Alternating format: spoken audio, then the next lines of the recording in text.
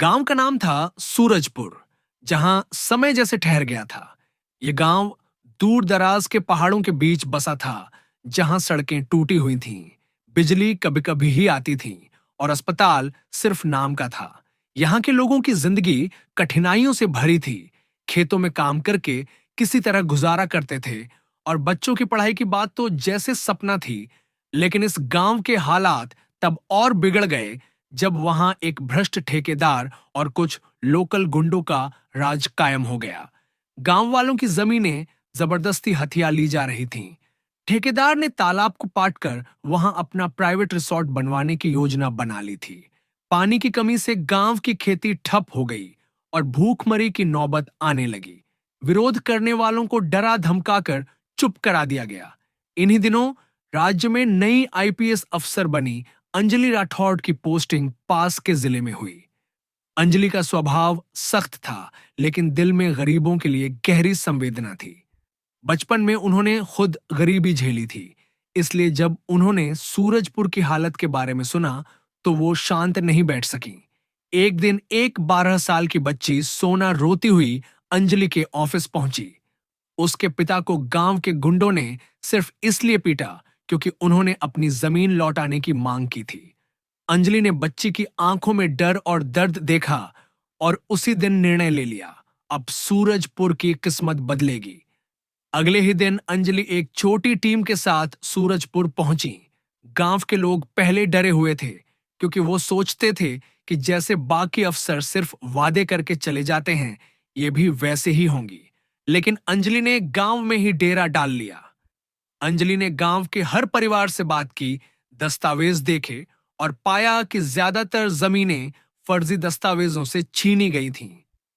उन्होंने तुरंत कार्रवाई शुरू की, लेकिन ठेकेदार को जब पता चला कि कोई अफसर सच में गांव वालों के लिए खड़ी हो गई है, तो उसने अपने गुंडों से अंजलि को धमकी दिलवाई। एक रात अंजलि की जीप पर पत्थर फेंके गए और उनके असिस्टेंट को घायल कर दिया गया, पर अंजलि डरी नहीं। उन्होंने उसी रात गांव के सरपंच को बुलाया और कहा, अगर आज हम चुप रहे तो आने वाली पीढ़ियों को भी यही डर झेलना होगा। मैं आप लोगों के साथ हूं, लेकिन आपको भी मेरे साथ खड़ा होना होगा। अगले दिन सूरजपुर में कुछ ऐसा हुआ जो पहले कभी नहीं हुआ था। अंजलि ने गुंडों के अड्डे पर रेड डाली। फर्जी दस्तावेजों के आधार पर जमीन हथियाने वाले ठेकेदार और उसके सहयोगियों को गिरफ्तार किया गया। पुलिस की मौजूदगी से गांव में पहली बार सुरक्षा का एहसास हुआ।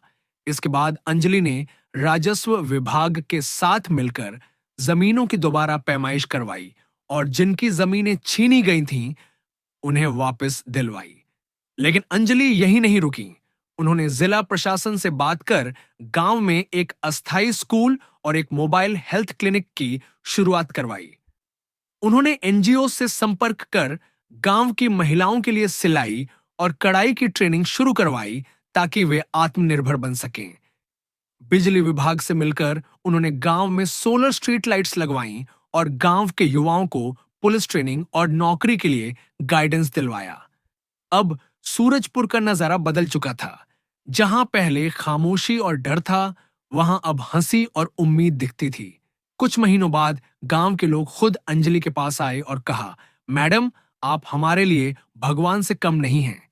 आपने सिर्फ हमारी जमीन नहीं, हमारी इज्जत और उम्मीद दोनों लौटाई है।